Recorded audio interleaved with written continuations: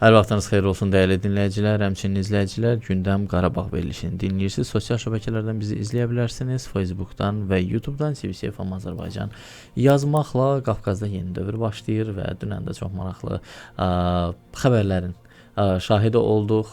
Artıq Azərbaycan sərhədlərini açır ki, məhz yüklər keçsin buradan Ermənistana. Bu da təbii ki, sülhə aparan bir yoldur. Yol çox müqəddəsdir, çox vacibdir. Bu sülhə aparan bir yolsa təbii ki, yəni bunun davamı da gələcək. Elə istəyərdik ki, bu istiqamətdə siyasətçi Araz xanla danışaq. Araz, hər vaxtınız xeyir.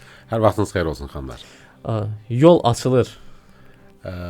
Əslində Azərbaycan prezidenti bu qərarla Ermənistana sülhü, əməkdaşlığı, regional dəhlizlərin açılmağının nə demək olduğunu dadızdırır.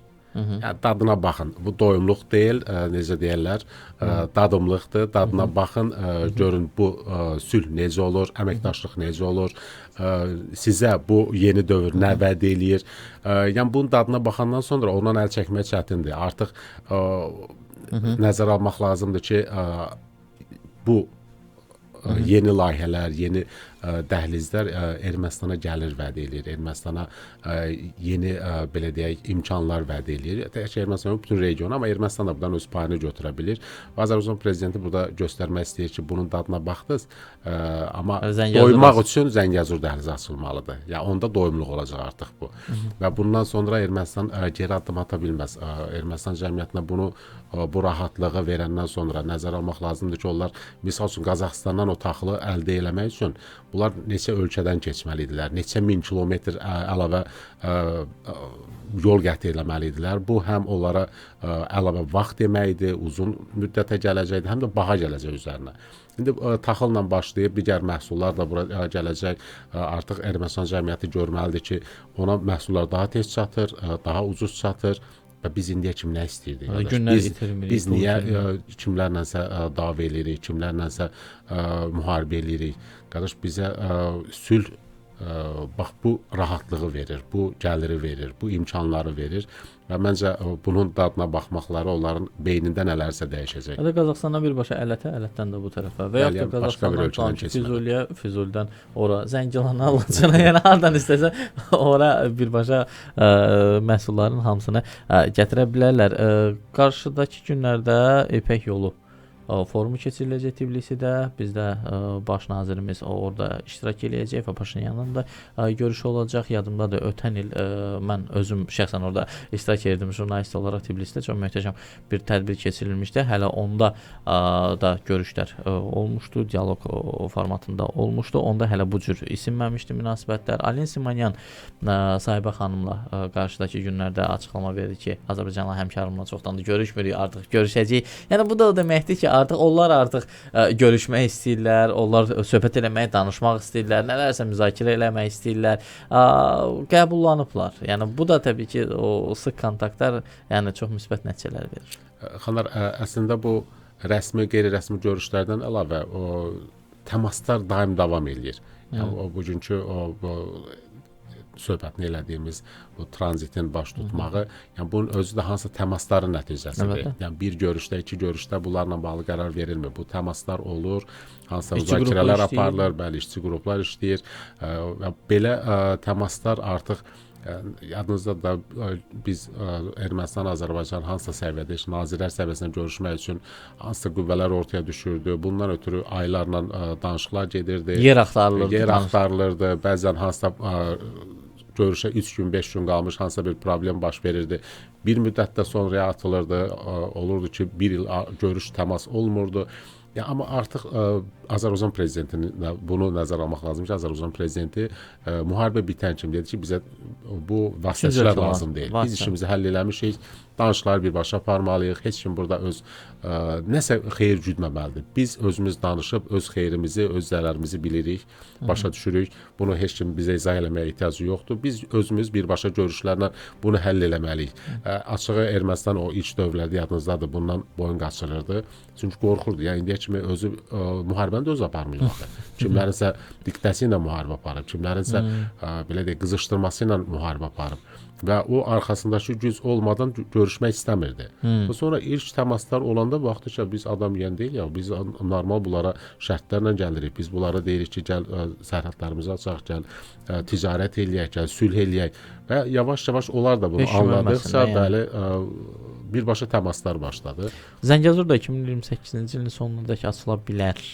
Bəli, cənab prezident bundan bağlı açıqlama verdi. Elə Qazaxıstanda 2028-ə qədər açıla bilər, amma Azərbaycan öz işlərini, öz ərazisindəki işləri gələn ilin ortasına kimi tamamlayır. Bunun da açıqlamasını verdi. Yəni biz işimizi yekunlaşdırırıq. Siz gözləyirik. Və gözləyirik. Bəli, Ermənistan daxilində gözləyirik hansı o layihələri icra eləsin, yollar, dəmir yolu, avtomobil yolları və digər ölkələrdə. Yəni bu tək Azərbaycan Ermənistanın asılı deyil. Tutaq ki, Orta Asiyadakı qardaş ölkələrimiz də öz yollarını, infrastrukturunu uyğunlaşdırmalıdır ki, Çindən start götürən o qatarlar, tutaq ki, hansısa konteynerlər birbaşa gəlsin Qazaxıstanın, deyək ki, Türkmənistan limanlarına, oradan Ələtə, Ələtdən də Ermənistan və Gürcüstan və yaxud da ki, Türkiyə vasitəsilə Avropaya çıxa bilsin. Yəni, bunun üçün bütün ölkələr öz infrastrukturunu uyğunlaşdırmalıdır, yeniləməlidir ki, ilk prosesi başa çatdıran deyərdim ki, Azərbaycan olur. Hətta o cür viran qoyulmuş regionda hansı səviyyədə yeni yollar, yeni avtomobil, dəmir yolları belə deyək, sıfırdan quruldu. Bu Azərbaycanın bu məsələyə, regional dəhlizlər məsələsinə göstərdiyi o diqqət idi ki, halbuki ilk dövrlərdə Ermənistan inkar edirdi ki, belə bir şey ola bilməz, bizim ərazi bütövlüyümüz, bizim nə bilim suverenliyimiz, bu bizə ziddir filan da, amma indi özləri də gəlib. Bizim deyildik onsuz. İndi artıq özləri gəlib deyir ki, açaq bu Zəngəzuru görək nə qazanırıq deyə bilirik. Və seçki qarşıda gəlir. Çox güman ki, bu proseslərə mane olmaq istəyən qüvvələr də olacaq, elə qatışdırırlar aranı, hansısa bir formatda kimlərisə ön plana atırlar, namizəd kimi, yəni və yaxud da qəhrəman obrazında təqdim edirlər, birinci o üstünə təzyiqlər göstərirlər, ondan sonra bir-iki də mediada, kameralar önündə təzyiqlər, belə elə, ondan sonra da onu qəhrəman obrazında təqdim edirlər. Amma mən düşünürəm ki, Ermənistan xalqı da artıq bilir ki, yəni görün nə qədər vaxtdır ki, heç kim ölmür. Sərhəddə, əskər ölmür. Azərbaycan prezidentinin bu son qərarı var idi ki, yüklərin daşınması ilə bağlı Ermənistana. Bu əslində oradakı o revanşist qüvvələri də bir susturacaq əslində. Çünki sadə xalqa pul lazımdır, sadə xalqa dolanışıq lazımdır. Sadə xalqı qoydum qırağa, biraz o iş adamlarına, sahibkarlara da ticarət eləmək, pul qazanmaq lazımdır. Daha yaxşı imkanlar lazımdır. Bu imkanları onlara Ermənistan daxilində Paşinyan vəd edir. Digər qruplarsa biz gələcəyik, biz müharibə eləyəcəyik, ritorikasından hələ də əl çəkməyiblər, çünki onların bildiyi odur. Bu cənab prezidentin qərarı yalnız regionda o qanla bəslənən insanlar var idi, qruplar var idi. Bir dənə onlara xeyir eləmədi. Amma kim ki sülh istəyir, kim ki əməkdaşlıq istəyir, kim ki dolanışıq istəyir, kim ki ticarət istəyir, bu qüvvələrin hamısına bu qərar məqbuldur. Və onlar bunun davamını istəyirlər, daha geniş imkanlar istəyirlər və Paşinyan da ətrafında həmən o qüvvələrdir. Paşinyan dəstəkləyənlər müharibə istəməyənlərdir. Təsəvvür edin, müharibəni uduzub, amma yenə də dəstəklənir. Nəyə görə? Çünki o deyir ki, mən müharibə istəmirəm. Mən sülh istəyirəm və çünki anlayıb, özü də etiraf edir ki, mən əvvəl saxta vətənpərvər idim, deyirdim Qarabağ Ermənistandır və s. Amma indi başa düşürəm ki, səhv eləmişəm. Yəni, bu qərar Ermənistanda Paşinyan da biraz gücləndirəcək. Paşinyan da artıq deyək ki, ona qarşı çıxan qüvvələr var idi. Onlar Gümrüdə seçkilərdə, bundan əvvəlki bələdiyyə seçkilərində Paşinyan partiyası qələbə qazanmışdı. Səs çoxluğunu əldə eləmişdi. Amma 50 plus toplaya bilməmişdi deyə səsləri. Orada digər müxalif qüvvələr birləşib öz namizədlərini keçirə bilmişdilər. İndi həmin namizəd eyni seçki prosesini bunlar keçmək istəyirlər bütün Ermənistan ərazisində. Kilsədir və həmin o digər qüvvələrdir. Bir milyarder də var, Samvel Karapetyan, onu da irəli sürmüşdülər. Paşinyan hamısını bir-bir zərərsizləşdirir. Kilsənin içərisindəki hansı qüvvələr var, onları həbs elətdirir. Samvel Karapetyan gəlmişdi, Ermənistanın ən varlı ikinci adamı, səhv eləmirəmsə, ən varlı ikinci erməni sayılır dünyada. Yəni onu həbs elətdirdi, onu müxalif qüvvə kimi irəli sürmüşdülər. Yeni qüvvələr kimlər ki var, onlar da bir-bir zərərsizləşdirir. Hansı ki heç bir də qanuni yolla nə pul qazanıblar, nə siyasətə gəliblər. Hansı bir ölkələrin dəstəyi ilə? Hansı ölkələrin dəstəyi ilə. Digər tərəfdən o Gümrünün merini həbs elədi bu günlərdə. Bəli, yəni bunlar hamısı Paşinyanın artıq daxildə müəyyən addımlar atdığını, seçkiyə kimi hansı qüvvələr ki xaricdən bəstələnir, onları zərərsizləşdirir.